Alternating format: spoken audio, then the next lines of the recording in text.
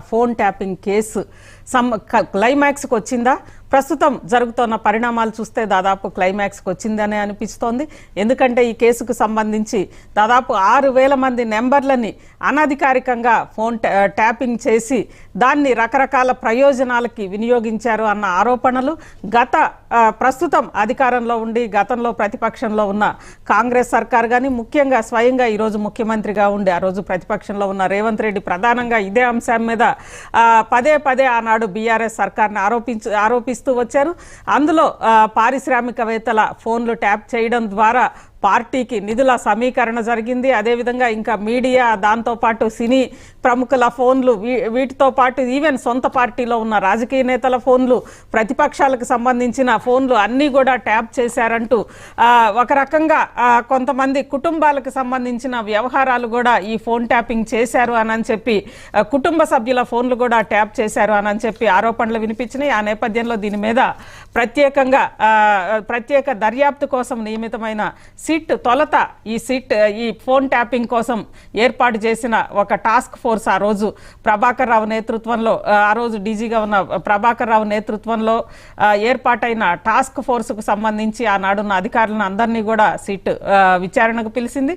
దాంతోపాటు ముఖ్యంగా ఎవరైతే ఆరోపించారో లేదా ఎవరి నెంబర్లు అయితే ట్యాపింగ్కి గురైనాయో వాళ్ళందరినీ కూడా సాక్షులుగా, అందులో కేంద్ర హోంశాఖ సహాయ మంత్రిగా ఉన్న బండి సంజయ్ కానీ, అదేవిధంగా మీడియాకి సంబంధించి కొంతమంది, కాంగ్రెస్ నేత మహేష్ కుమార్ గౌడ్, ఇలా అనేక మందిని కూడా పిలిచారు. దీంతో పాటు ప్రస్తుతం ఈరోజు బీఆర్ఎస్కి సంబంధించి ముఖ్యంగా ముందుగా హరీష్ రావు, ఆ తర్వాత కేటీఆర్, ఆ తర్వాత సంతోష్ రావు, చివరికి ఆనాడు ముఖ్యమంత్రిగా ఉన్న కేసీఆర్ని నోటీసులు ఇచ్చి పిలిచారు.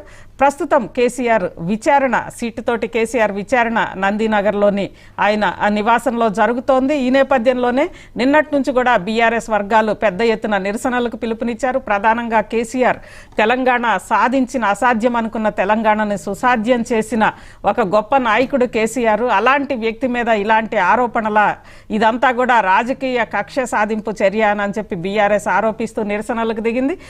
ఇప్పుడు కూడా అటు బీఆర్ఎస్ కార్యాలయం దగ్గర పెద్ద ఎత్తున నిరసనలు జరుగుతున్నాయి. దాంతోపాటు ముఖ్యమంత్రి రేవంత్ రెడ్డి ఇంటి వైపు వెళ్లడానికి ప్రయత్నించగా పోలీసులు ఎక్కడికక్కడ నిలవరించారు. ఇక మరోవైపు నందినగర్ దగ్గర కూడా తీవ్ర ఉద్రిక్త వాతావరణం నెలకొంది. ఇక కేసీఆర్ దర్యాప్తు కొనసాగుతూనే ఉంది. దీనికి సంబంధించి మా క్రైమ్ కరెస్పాండెంట్ దుర్గేష్ అక్కడ నందినగర్ దగ్గర ఉన్నారు. దుర్గేష్, చెప్పండి, ఏంటి కేసీఆర్ దర్యాప్తుకు సంబంధించిన వివరాలు ఏంటి? ఇంకెంతసేపు కొనసాగే అవకాశం ఉంది?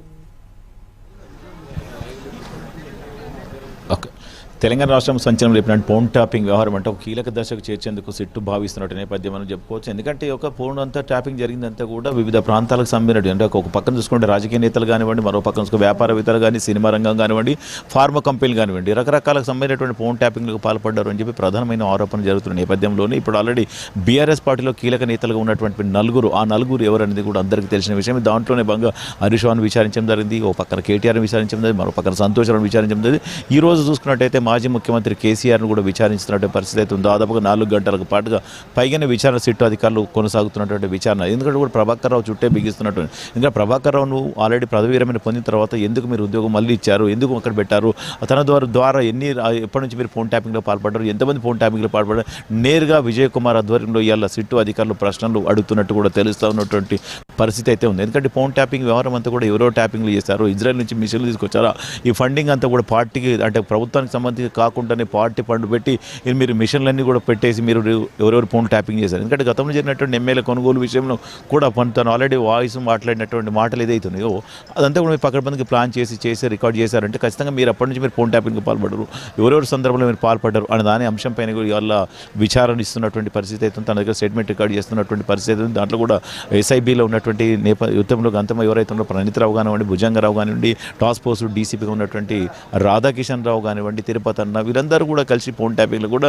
మీ పేరే మేము ప్రస్తావన తీసుకున్నాం, మీరు చెప్తేనే చేశామని చెప్తున్నటువంటి పరిస్థితి అడుగుతున్నటువంటి తెలుస్తా ఉంది. ఎందుకంటే కూడా తన ఆదేశాల మేరకు చేసిండ్రా, తన మెప్పు కోసం చేశారా, మరి దాంట్లో ఎవరెవరు ఉన్నారు, పాతదావులు ఎవరు, సూతదారులు ఎవరు అనేది కూడా ఒక కొలిక్కి తీసుకొచ్చే ప్రయత్నం సిట్టు భావిస్తుందని కూడా మనం చెప్పవచ్చు. ఎందుకంటే ఆల్రెడీ అంతా ఫోన్ ట్యాపింగ్ వ్యవహారం అంతా కూడా దాదాపు 2-3 years నుంచి నడుస్తున్నటువంటి వ్యవహారం అంతా కూడా ఒక కొలికి తీసుకురావంటే ఖచ్చితంగా ఇప్పుడు విచారణ అయితే మొత్తం మీద కేసీఆర్కు ఉచ్చి బిగించే ప్రయత్నం జరుగుతుందని కూడా చెప్పుకోవాలి. కేసీఆర్ ఇవాళ విచారిస్తున్నటువంటి దాదాపు ఇంకా విచారణ కొనసాగుతుంది, కాసేపట్లో ముగిసేటట్టు కూడా తెలిసింది. ఇంకా దాదాపుగా తనకు ఏజీ ఏదైతే ఉందో దానికి సంబంధించినటువంటి వయసుకు మించిన పెద్ద మనిషి కావడంతో తనకు సమయం ఒకటి ఉంటుంది. దాదాపుగా అంతకుముందు చూసినట్టు 7 గంటల పాటు విచారించడం జరిగింది.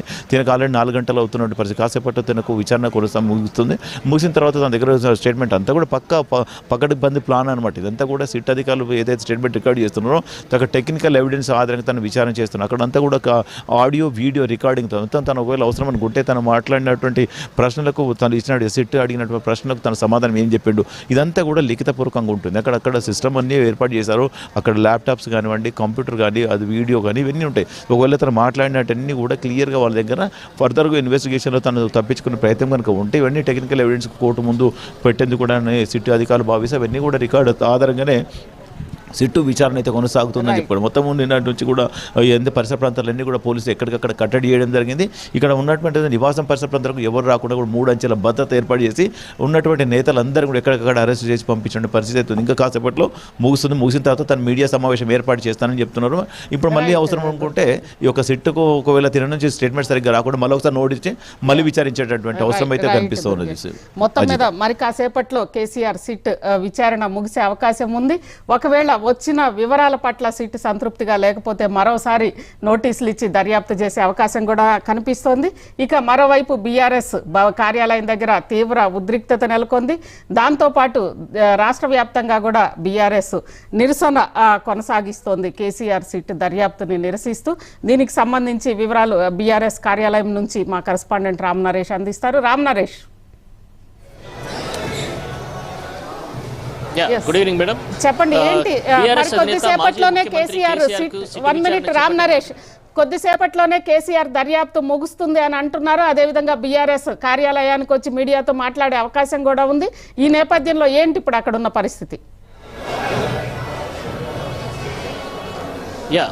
మరికొద్ది నిమిషాల్లో అంటే 5-10 నిమిషాల్లో సిట్ విచారణ ముగిసే అవకాశాలు అయితే కనిపిస్తున్నాయని చెప్పుకోవచ్చు. దాని తర్వాత ప్రొసీజర్ ఏదైతే ఉందో సంతకాలకు సంబంధించి అంటే సిట్ విచారణకు సంబంధించిన సంతకాలు ఏదైతే ఉంటుందో ఆ సంతకాలు పూర్తయితే దాదాపు ఒక ½ an hourలో అక్కడ ఏదైతే నందినగర్లో సిట్ విచారణ పూర్తయ్యే అవకాశాలు అయితే ఉన్నట్టు తెలుస్తుంది. ఆ తర్వాత అక్కడ నుంచి కేసీఆర్ తెలంగాణ భవన్కు వచ్చే అవకాశాలు ఉన్నట్టు తెలుస్తుంది. దానికోసం అని చెప్పి ఇక్కడ తెలంగాణ భవన్ వద్ద అయితే భారీ ఎత్తున కార్యకర్తలు అయితే సమీకృతమై ఉన్న పరిస్థితి ఉందని చెప్పుకోవచ్చు. అంటే ఈరోజు ఉదయం నుంచి కూడా తెలంగాణ భవన్కు పెద్ద ఎత్తున కార్యకర్తలు తరలి వచ్చిన పరిస్థితి ఉంది. ఉదయం నుంచి కూడా ఏదైతే ఈరోజు సిట్ విచారణ పేరుతో కేసీఆర్ని నందినగర్ పిలిచిన నేపథ్యంలో రాష్ట్ర వ్యాప్తంగా నిరసనలకు బీఆర్ఎస్ పార్టీ పిలుపునిచ్చింది. ఈ నేపథ్యంలోనే రాష్ట్ర వ్యాప్తంగా నిరసనలు, రాస్తారోకోలు, అదేవిధంగా బైక్ ర్యాలీలు నిర్వహించడం జరిగింది. అదేవిధంగా సిరిసిల్ల జిల్లాలో ఒక ఏదైతే డమ్మీ దిష్టిబొమ్మకు గొర్రెతలను పెట్టేసి వినూత్న నిరసన చేయడం జరిగింది. ఇది ప్రజల్లోకి పెద్ద ఎత్తున పోయింది. అంటే గొర్రెకి ఏ విధంగా తెలివి ఉండదు, అదేవిధంగా సీఎం కూడా తెలివి ఉండదంటూ కూడా బీఆర్ఎస్ కార్యకర్తలు ఈ విధంగా వినూత్న నిరసన చేపట్టిన పరిస్థితి ఉంది. ఈ నేపథ్యంలో మొత్తం రాష్ట్ర వ్యాప్తంగా కూడా పలు చోట్ల ధర్నాలు, రాస్తారోకోలు చేసిన పరిస్థితి ఉంది.